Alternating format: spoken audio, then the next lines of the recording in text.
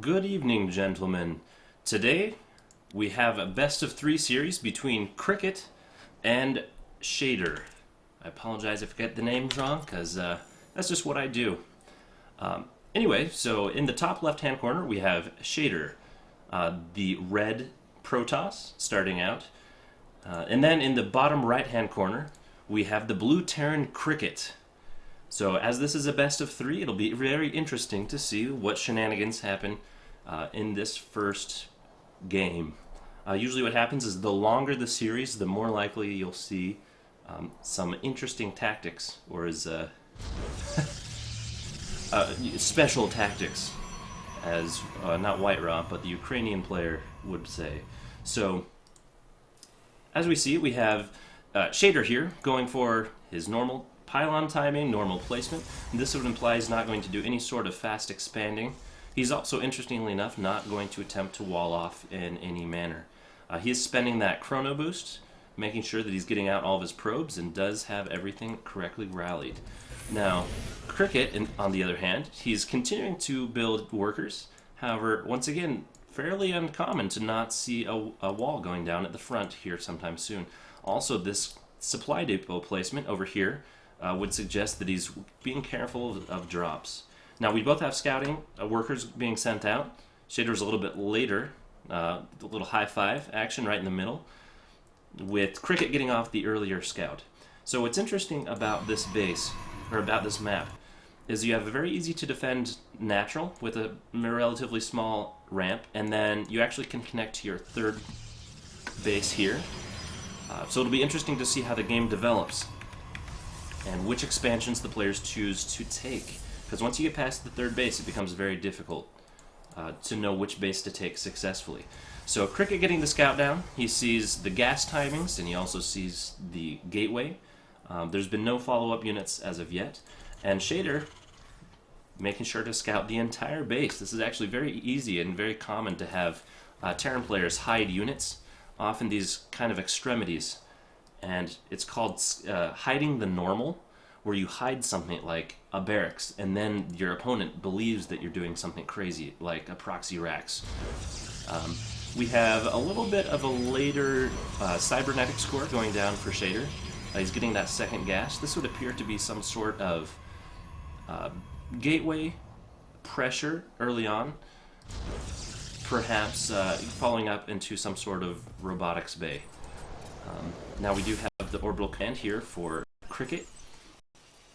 He is successfully muling as soon as that is done, and he also has finished up both gases. So neither of these players are wanting to do any sort of economic focus. They're instead focusing for high tech as quickly as possible. We have warp gate research going down for Shadyr, and he's probably going to be throwing down an additional 2 gateways here in just a moment, maybe 3. If it goes 3, this will become a 4 warp gate push, and we should see it happen somewhere right around the 6:30 to 7-minute mark if everything is executed correctly. Whereas back at home, Cricket is severely supply blocked, but during the meantime he throws down some add-ons because the barracks can't be used anyway, and going for a Ghost Academy. Now, Ghost Academy is very interesting for this early in the game. Ghosts are good units, they're powerful, but usually you see them only in late game competition or compositions. Now, interestingly enough, not the gateways being thrown down by Shadyr, but instead the robotics bay.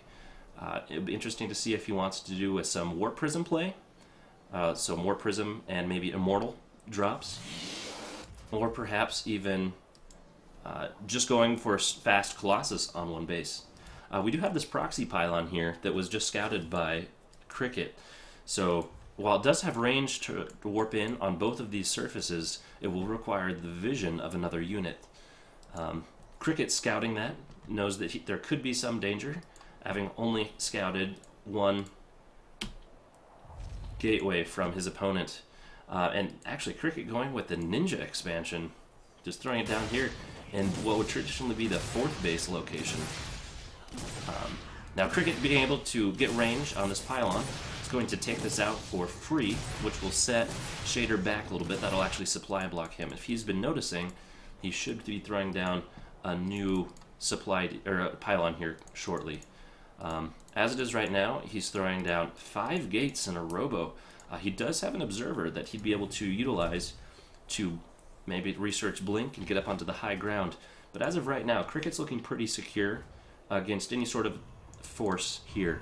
Now, as soon as these gateways come online and he unsupply block himself with these 4 pylons that are currently going down, he will be able to amass a pretty decent army. But what's interesting to note is that this is actually way too much to support on one base economy. He has completely saturated, which is excellent. Wow, once again, the proxy pylon getting sniped off by Cricket. He's being very attentive to those borders. I would not actually be surprised to see him throw down an engineering bay and then go for some sort of turret on the side to prevent overlords. We call these observers from entering into the base, and as we say that, it's Shadyr's continuing to move forward across the map with his observer and throwing down ever-increasing numbers of proxy pylons, making sure that he's not supply blocked. It looks like Cricket realized that he was severely supply blocked before and threw down many additional supply depots, and this command center here definitely helping that out. Cricket's macros actually quite a bit behind. If you look in the unit count or the income tab, you'll note that he's down by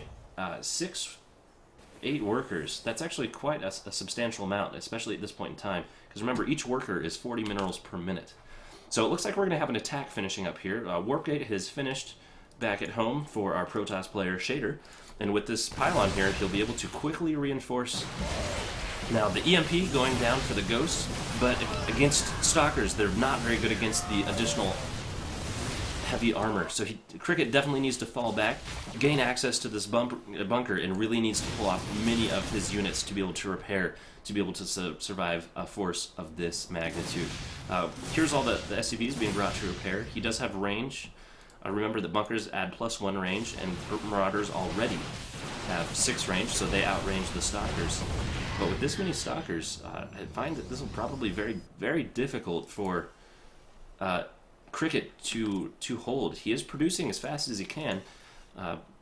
It's just a matter of just he has enough units to hold this up. Now, this is actually a terrible engagement for the Protoss player, fighting right into this choke, but it doesn't appear that that'll matter. He simply forces his way up the ramp, taking out and target firing the Marauders, and prioritizing those, and understanding that they are the huge damage dealers of the group. Now, Shadyr does have 1 force field he's able to throw down. He could block these things in, but it appears that Cricket's not even going to be attempting to pull the workers off to deal with this relatively small number of Stalkers, and he's continuing to warp in more workers here. It looks like this is going to be very, very difficult for Cricket to hold. Now, remember that Cricket still has this expansion that has not been scouted, but at this point it's 10 supply to 61, and Shadyr expanding as he attacks. That's always the proper rule of thumb. And it looks like he'll be able to sustain this, especially with a much higher worker count, 34 workers to 2. Cricket, making sure to never throw down a GG preemptively, is simply floating away and then floating back for some scouting information. It is interesting. We've got a few units not doing too much here around the map. We have some micro battle going on here. The actually, Ghosts are quite good against Zealots. They have +10 damage to light armor.